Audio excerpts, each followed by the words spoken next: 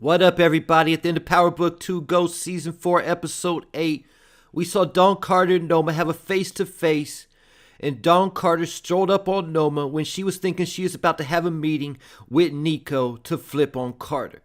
Noma was shocked, but did her best to keep her cool and said, "Detective Carter, what an unexpected surprise." When he told her Nico couldn't make it, so she was stuck with him. And Nico been rolling with him a long time, and where he's from, stepping to Nico like she did required consequences. But Noma was quick to drop the names of Monet Tejada and Tariq St. Patrick, and letting Carter know that they told her that he was after her. And Carter let Noma know how they told her that she was planning on bribing a government official. So Noma and Carter both realized that they had a common enemy, that they could turn into a common goal. Noma told Carter that he's been working with the people who work for her, that why doesn't he cut out the annoying middleman and work with her instead. So now Tariq and Monet's plan to play both sides against the middle has blown up in their faces, and Davis McLean is now also exposed. But as far as Noma and Carter, their connection is almost what they both wanted. Keep in mind what Noma told Tariq and the crew in Season 3 when she agreed to let them replace Mecca. That Mecca kept her off the Fed's radar and that he snitched on all her enemies. Tariq promised Noma that they could do that too, but clearly they've done the exact opposite. And as for Carter, either way he looks at it, it's a win-win. Now, like Noma said, he's cutting out the middleman and working with a plug at the top of the food chain.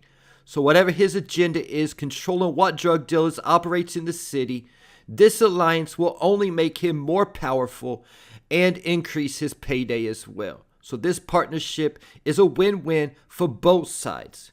Episode 8 started out with Tariq and Monet trying to figure out what angle they would take to get Carter off their backs. And decided if they gave Carter leverage against Noma, then Noma would definitely want to kill them.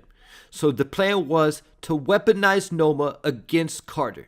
Their first move was to meet up with Noma and Kane for a sit-down to let them know that Detective Carter was after Noma. But in this meeting, the first thing Noma wanted to know was what Carter had on her, and if there was any hard evidence like a witness.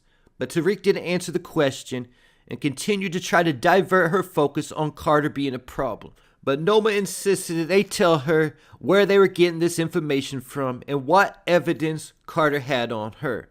And because they wouldn't tell her, Noma wasn't interested in going to war against the NYPD because she didn't think they had any kind of real evidence against her. So then they met up with Davis to ask him for some leverage that they could use against Noma to give to Carter. And Davis was hesitant to tell them anything, not because he isn't loyal to Tariq and that his allegiance has changed or anything, but because he knew crossing Noma was a big risk and it would be his life if she ever found out. But at the end of the day, because Davis's allegiance is to Tariq, he gave them the name of Noma's legit jet part business called Aircraft Global that washes her drug money.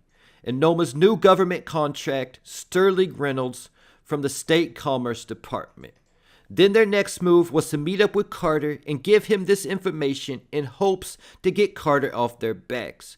But when they met up, Carter didn't agree to anything, even if he got his leverage. So it looks like being under Carter's thumb is like being in a gang and there's only one way out. Because they told him if he got Noma, then he wouldn't need them anymore. And all Carter told them was to stay ready. He'll let them know what's next. With that said, Carter doesn't really have the leverage on Tariq or Monet anymore at this point that they actually think he does. Because Carter was an accessory way more than Tariq in the Felicia Lewis death, and him and Drew made it look like a car crash. So in order to make that work, I'm sure they had to light the car on fire to cover up the fact that she had her skull caved in by a pan. So how could Carter even charge them for murder at this point? And as far as that robbery where he initially extorted Monet and Drew, they've already pinned the whole thing on the Russians. And it would be too late to go back on that now, especially after pinning Kamal's death on them also.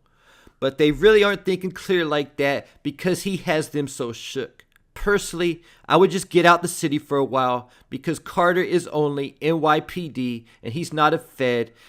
And even though his task force has jurisdiction over all the boroughs, he doesn't have any kind of jurisdiction outside of the city.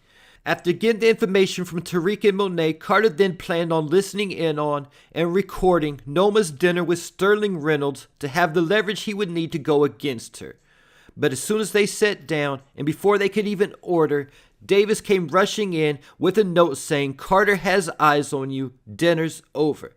Then Davis showed Noma the lady recording the conversation at the table next to them and Carter's van sitting across the street. And the two got out of there, and when they were riding off, Davis sent a text to Tariq saying Noma is activated after she told him that she must neutralize Carter.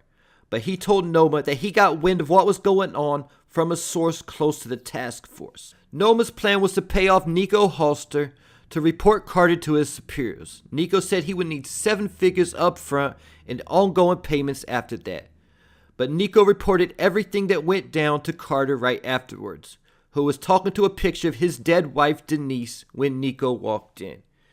Getting us to the face-to-face between Noma and Carter that I talked about at the beginning of this video. And now Tariq, Monet, and Davis are all in danger after it was exposed that they're playing both sides. Even though Davis wasn't mentioned in their conversation, Noma definitely has to know that Davis was the one who betrayed her, because Tariq and Monet would have never known that she was trying to pay off a government official unless Davis told them.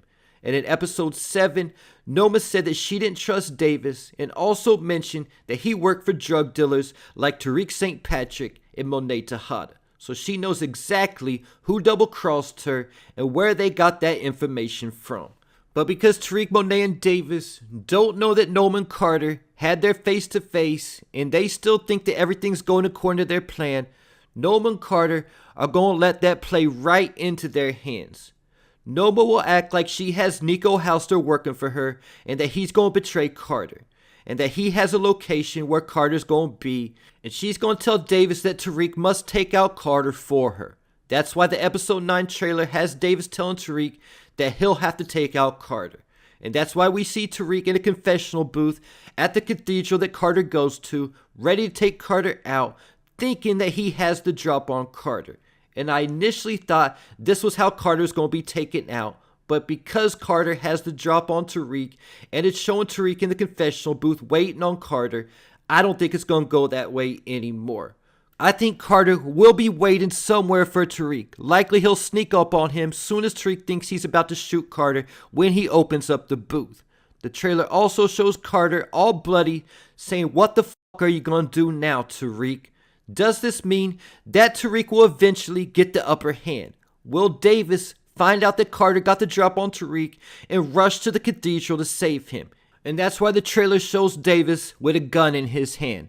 Does Tariq have Carter tied up somewhere about to kill him? And this is when Carter says that to Tariq. Or does Carter have the upper hand, telling Tariq, "What are you going to do now?" The location that they're at during this scene definitely is at the cathedral, so most likely once Carter catches Tariq trying to kill him, he will then cuff Tariq and bring him somewhere. Because I think if Tariq was going to drop Carter at the church, he would have just dropped him there and left. He wouldn't have risked trying to transport him somewhere. Carter's the one who has the means like cuffs and a license to legally do that. I think most likely Drew will betray Carter to save Tariq, and Diana will also help him. And that's why we see them in a shootout with someone in the trailer. Because if anyone's going to have the tip on Carter and know where he would take Tariq, it would be Drew.